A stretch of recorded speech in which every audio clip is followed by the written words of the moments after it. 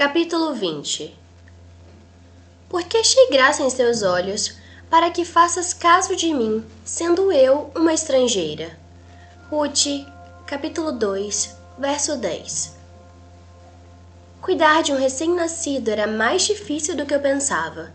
Por sorte, arrumamos uma ama de leite que vinha a cada 3 horas para dar de mamar a neném.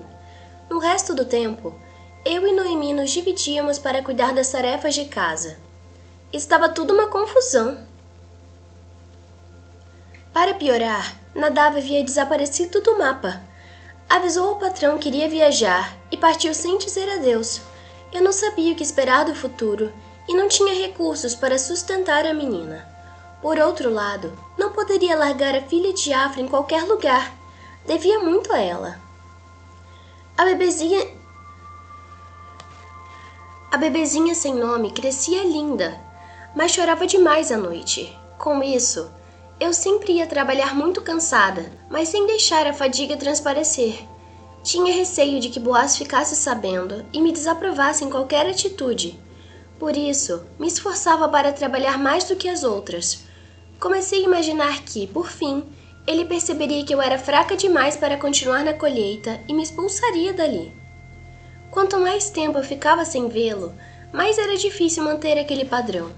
Todos à minha volta me elogiavam por meu desempenho, e eu agradecia ao Senhor por renovar o meu ânimo a cada dia. De fato, depois de uma vida inteira sendo diminuída por minha mãe, era bom ser reconhecida em alguma coisa, mas, ao mesmo tempo, aquelas altas expectativas em torno de mim estavam tornando-se o meu cárcere. Eu já havia feito outras amigas e ouvia suas confidências sobre os problemas corriqueiros de suas vidas, formando laços de camaradagem entre nós. No campo ou na cidade, eu era sempre reconhecida por um caloroso abraço das crianças por onde passava e participava de conversas triviais. Quando tinha algum tempo livre, fazia bolo de figos e levava para os pequenos. Em troca, eles me ensinaram a arremessar uma funda. Todos já tinham se acostumado ao sotaque diferente do meu aramaico. Dia após dia, eu me sentia mais parte daquele povo que amava. E eram raros os olhares de preconceito. Passei algumas luas sem esbarrar com Boaz, mesmo quando fiquei uma noite para jantar com os trabalhadores somente na expectativa de vê-lo. Eu sentia falta de ouvir sua voz, profunda e macia.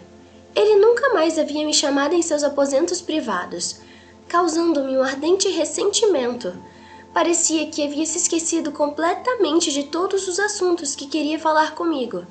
Minha mente fervia, imaginando os motivos de seu sumiço. Tinha receio de que a minha companhia tivesse se tornado enfadonha para ele. Afinal, para um homem de padrões tão elevados sobre uma mulher, isso não seria uma novidade. Pelo menos, eu já não pensava que ele me queria por perto somente para tomar posse das terras de meu sogro. O serviço pesado da cega já torturava meus ombros no fim do dia, começando a me desgastar. Sem ninguém por perto, verti um odre com água no meu rosto e no meu peito.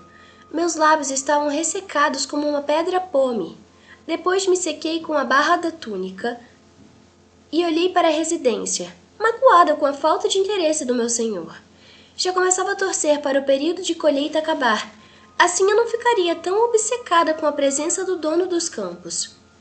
Espiava com um ar melancólico uma serva estendendo roupas ao sol do lado de fora da casa quando fui surpreendida por uma voz. Esse feixe não vai sair do solo se você só suspirar para ele. Lia apareceu de repente. Abandonando minha caverna de autopiedade, encarei-a com as mãos apoiadas no cabo da minha foice. Só estou tomando um pouco de ar. Ela exibiu um risinho matreiro. Claro! Com um suspiro, deixei meu instrumento de trabalho cair de lado no chão. Depois, agachei-me e fiquei remexendo em meu cesto. Lia também largou sua ferramenta e esticou as costas, com as mãos nos quadris. Ele nunca mais me convidou para jantar, desabafei. Minha companheira espiou meu rosto. Já estava claro para todos na plantação o meu interesse pelo patrão. Todos sabiam que tínhamos uma ligação de família. O que só Lia sabia era que o meu interesse por ele ia muito além de garantir o meu sustento. Muita coisa aconteceu depois da morte de Afra, Ruth. Dê tempo ao tempo. Seu Boaz fica perdido sem o auxílio de Nadav. Ele era o braço direito dele. E por falar nele, como está a menininha? Bem, voltei a face para cima e sorri. Chorona. Os bebês são assim mesmo. Ela fez um gesto de descarte com a mão.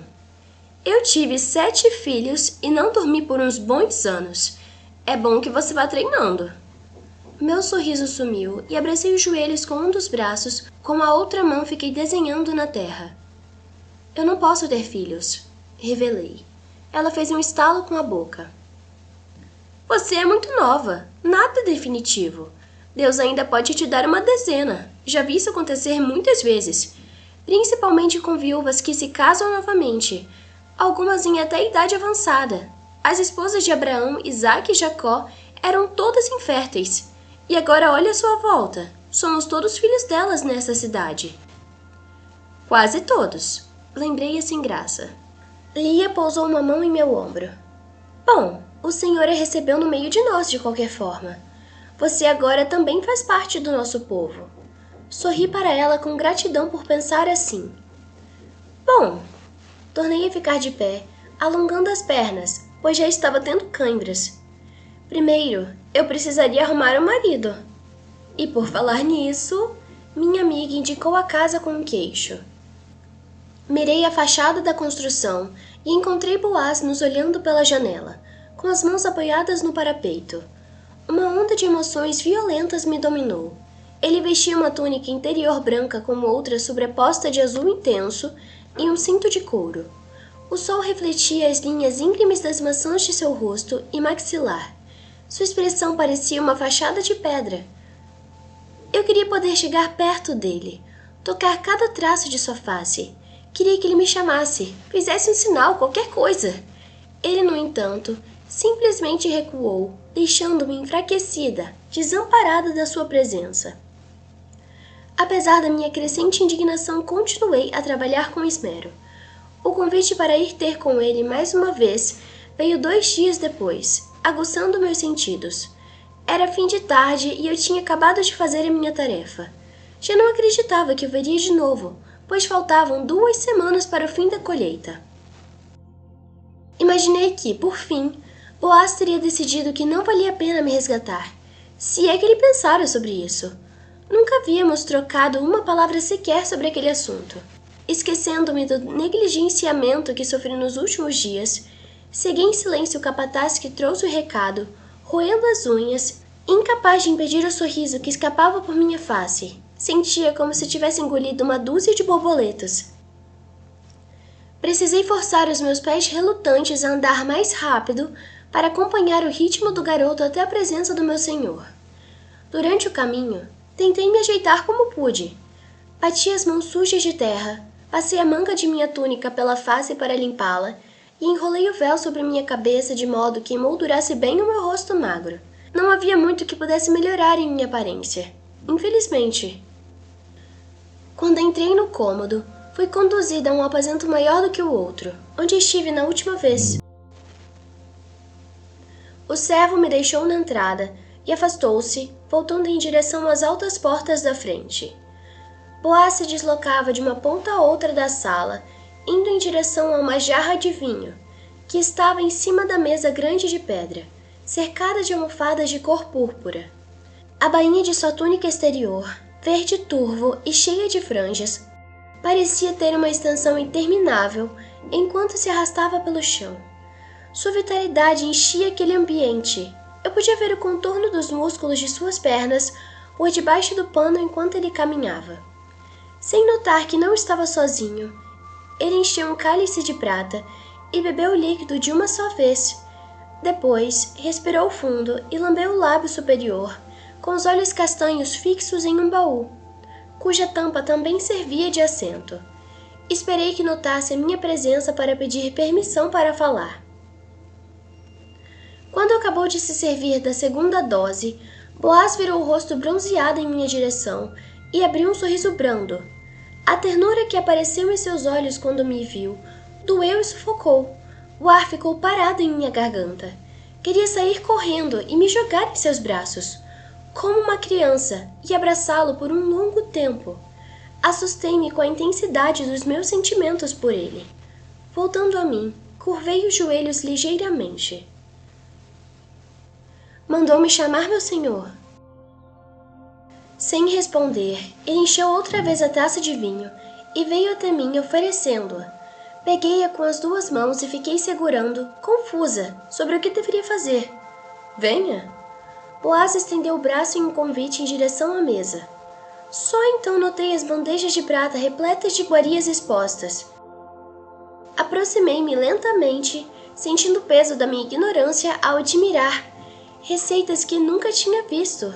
Em cada ponta da mesa havia uma lamparina acesa. Eu não podia acreditar que ele havia mandado preparar aquele banquete suntuoso para mim. Boaz mirava minha expressão, contente com a fascinação em meus olhos. Para que tudo isso? Indiquei a refeição com a taça. Eu lhe disse que precisávamos jantar outra vez. Sinto muito que tenha demorado tanto. Andei orando e jejuando sobre um assunto. Além disso, foi difícil organizar as coisas por aqui sem Nadav. Desviei meu olhar encantado para ele, sorrindo de leve. Ele é o seu homem de confiança, não é? Sim, dizem que é meu braço direito, mas eu digo que ele é o direito. O esquerdo e as 2 pernas. Alargou o sorriso. Tornei a admirar toda aquela preparação com os olhos quentes. Era tudo tão belo, e eu estava tão exausta fisicamente. Desfrutar de um jantar como aquele seria mesmo um carinho de Deus. Os odores agridoces misturavam-se de modo maravilhoso. Mas por que tudo isso? Insisti, por não me sentir digna daquele esforço. Está esperando por mais alguém? Não. Boaz colocou as mãos na cintura e passeou os olhos pela comida. Isso é uma forma de agradecer pelo que tem feito, tanto aqui na plantação como pela filha de Avra. Tornou a mirar o meu rosto. Você não é o tipo de pessoa que espera que alguém lhe diga o que precisa ser feito, Ruth. Simplesmente faz. É admirável. Além do que, não resmunga como a maioria das servas daqui. Não sei como consegue ter tanta energia e ainda cuidar de um bebê. Você tem se esforçado muito e precisa de uma pausa. As palavras lisonjeiras do meu patrão recaíram sobre o meu coração como um bálsamo agradável. Será que ele realmente achava aquilo tudo de mim? Mas eu faço por amor, fiz questão de dizer. Boaz coçou atrás da cabeça. Pois é. Estudei-o sob o senho franzido, mas meu anfitrião desviou o olhar. Boaz tinha o dom de ser evasivo quando eu mais gostaria que ele fosse claro. Simplesmente apontou uma almofada e eu me sentei. Meu possível resgatador fez o mesmo, acomodando-se à minha frente. Um empregado surgiu não sei de onde, carregando um vasilhame de cobre com água. Lavamos as mãos e, para minha surpresa, Boaz esticou as dele sobre a mesa, em minha direção, espalmadas para cima, para que eu as pegasse. Fiquei em dúvida se deveria fazê-lo, pois não queria que me julgasse. Não era apto dos judeus tocarem em viúvas ou solteiras, e nós já havíamos feito isso algumas vezes. Vamos orar e agradecer. Ele me acalmou, percebendo a minha hesitação. Não pude recusar o convite. Entreguei minhas mãos a ele em um toque leve, que as envolveu com as suas, quentes e macias. Suas unhas estavam aparadas e limpas, e havia uma fragrância agradável emanando do seu corpo. Certamente, ele já havia tomado um banho com óleos aromáticos. Já a minha pele estava ressecada, as palmas ásperas. Mesmo assim, um de seus dedos, grande demais, roçou em meu pulso com delicadeza. Eu tinha medo que Boaz percebesse como tudo em mim palpitava depressa ao seu toque. Fechamos os olhos e ele agradeceu ao Senhor por aquele dia e pela nossa refeição. Foi um momento tão lindo, tão inesquecível. Eu queria poder gravar a imagem em uma pedra e carregá-la comigo para sempre. Nós dois ali, unidos em oração. Aquilo parecia honroso, parecia certo, parecia um sonho. Quando ambos abrimos os olhos, desejei que Boaz não me soltasse, mas que levasse minhas mãos aos seus lábios. Infelizmente, ele não foi tão atrevido e apenas encheu outra taça de vinho para si. Está tudo muito bonito, comentei, porque não sabia como quebrar o silêncio constrangedor. Fico feliz que esteja do seu agrado. Eu não sabia do que gostava, portanto mandei fazer um cabrito cozido no leite, sopa de cevada e geleia de tâmara doce. E figos. Meus olhos brilharam.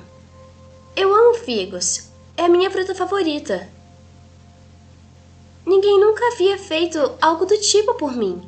Mirei-o com doçura pela sua delicadeza. Está tudo com ótimo aspecto, meu senhor. Boaz esticou os lábios lentamente, com um pequeno sorriso. Sua covinha apareceu outra vez e me causou um estremecimento na barriga. Percebendo que eu encarava sua boca havia algum tempo, desviei o olhar e senti a face esquentar. O que Boaz pensaria de mim? Ele voltou os olhos para a mesa e pegou um cacho de uva. Como está, bebê?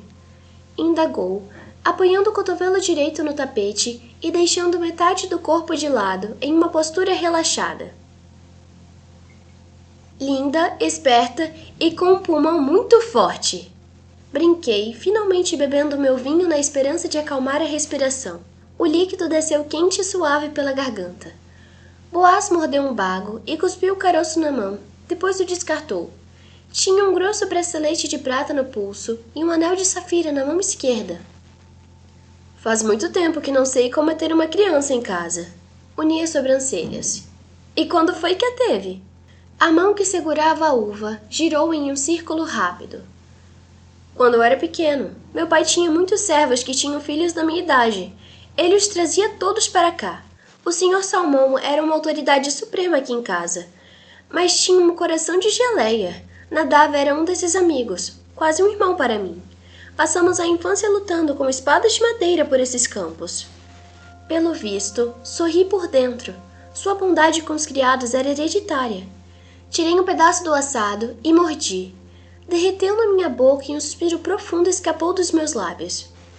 Meu Deus! Bendita seja sua cozinheira! Boaz deu risada. Cozinheiro, é um dos primos de Nadav. Meu pai escolheu o menino quando os pais dele morreram de peste. Espiei o seu rosto.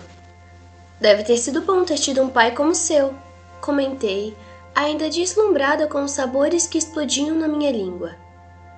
Sim, foi. Até hoje sinto falta dele. Boaz ergueu uma sobrancelha quando me mirou com a cabeça baixa. Sente falta do seu?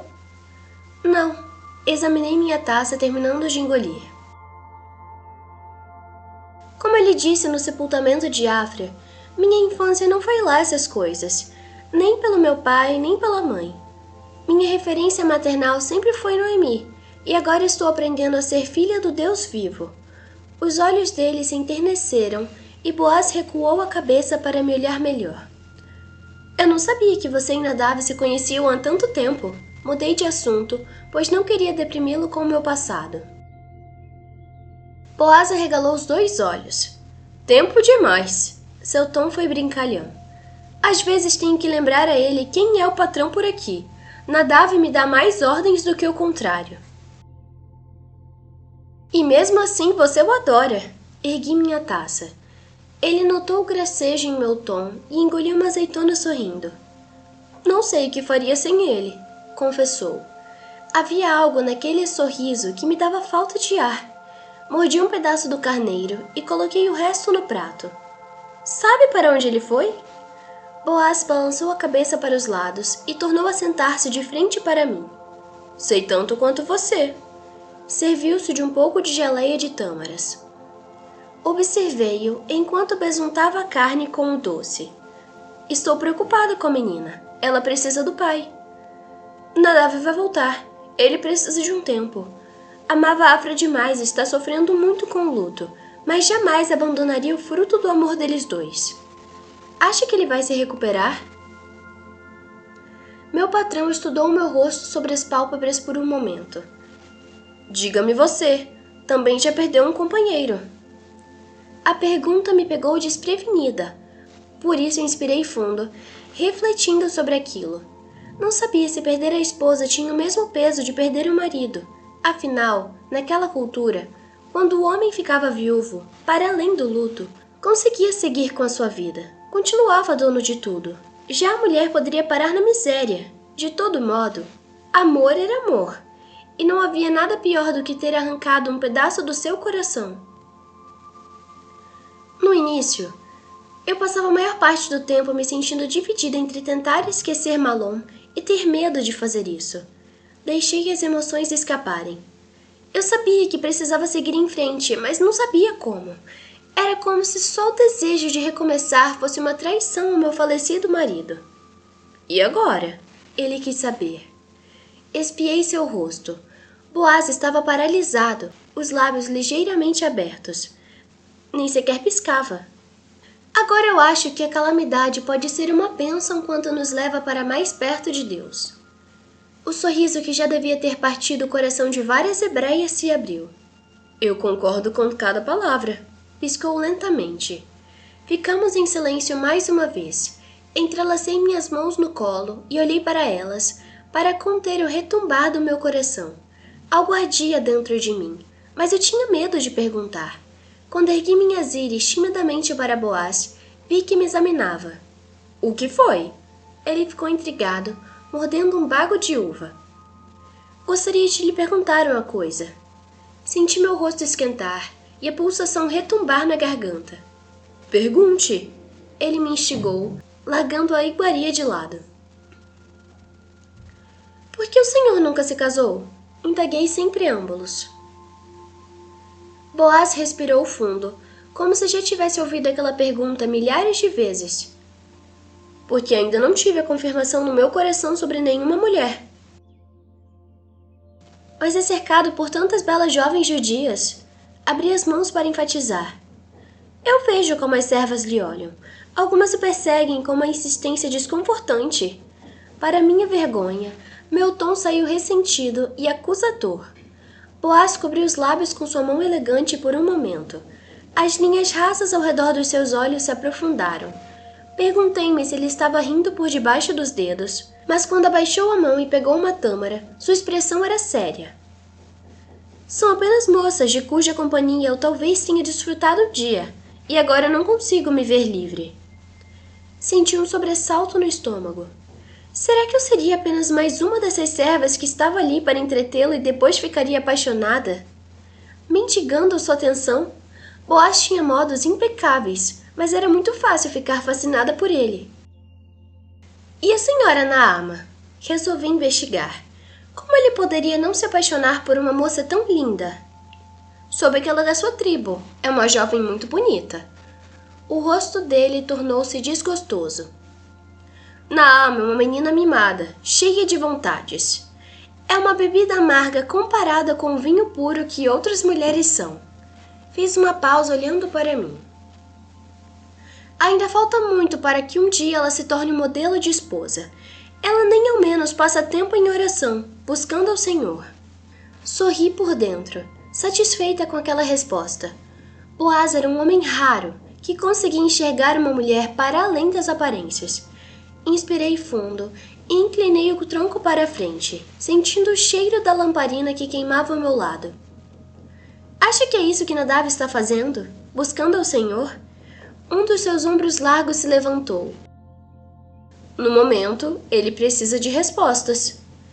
Pois eu espero que ele as encontre. Recuei. Boaz fitou meu rosto com atenção. Vocês estão precisando de alguma coisa para beber? Apertei os olhos e inspirei. Por enquanto não, mas não tenho condições de sustentá-la quando crescer. Mal tenho para nós. Seu corpo grande reclinou-se para trás e Boaz, subitamente sério, limpou a boca com o pulso direito. Depois colocou os 2 cotovelos na mesa e cruzou as mãos na frente do rosto, tornando a me encarar. Demorou alguns segundos antes de sugerir. Acho que você sabe como resolver esse problema. Deixou as palavras no ar. Senti meu rosto aquecer. Será que ele iria sugerir que a gente se casasse? Era como se eu estivesse a um palmo de pegar as chaves da felicidade. Que problema?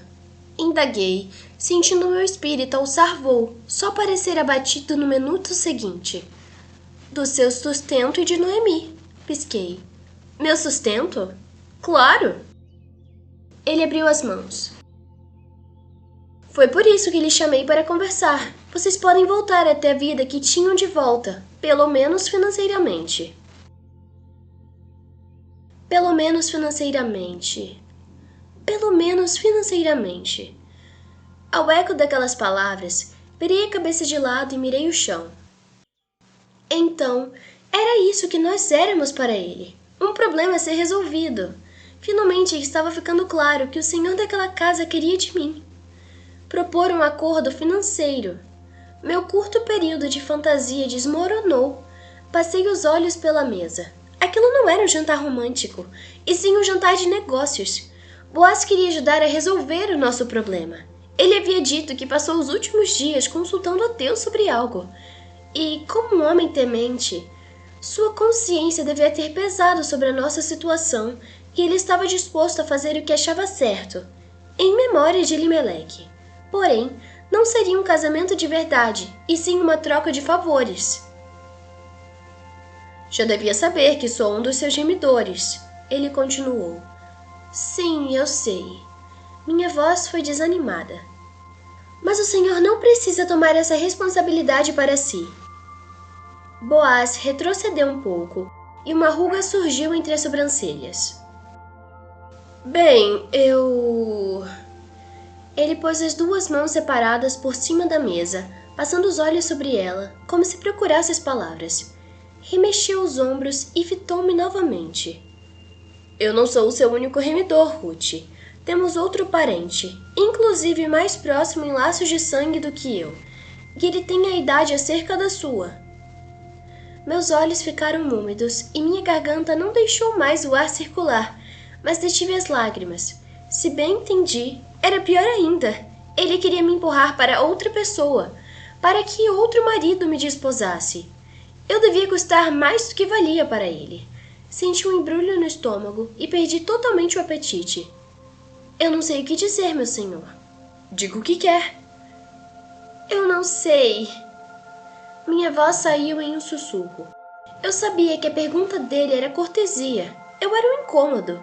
Meus desejos mais íntimos, minhas esperanças não deviam lhe despertar interesse. Não era aquilo que estava em pauta. Boaz passou uma mão pelo próprio queixo barbado, depois se aproximou mais de mim. Meu objetivo não foi constrangê-la, senhora. Não é culpa sua! As malditas lágrimas insistiram em sair. Enxuguei-as com um punho.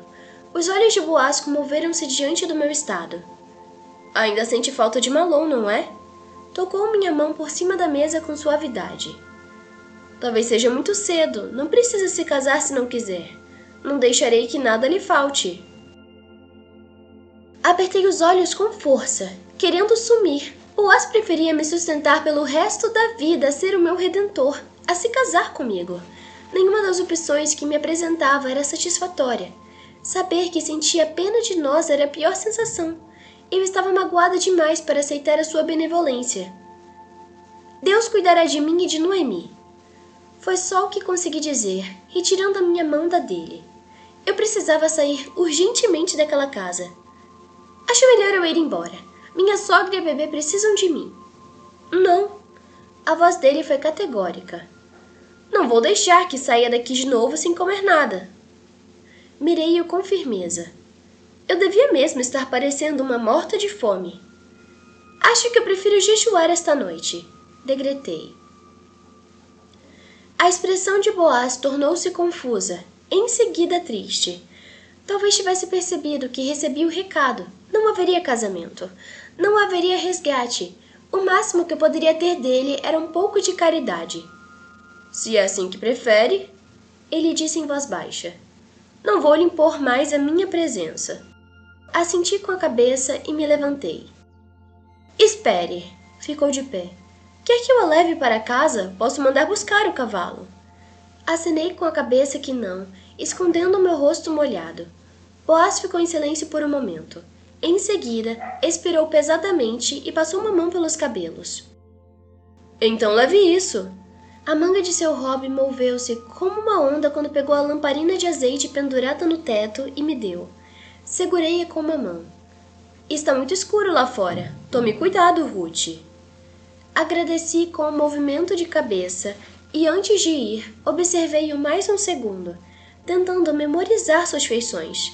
Sua linda face à luz bruxuleante estava com um olhar melancólico.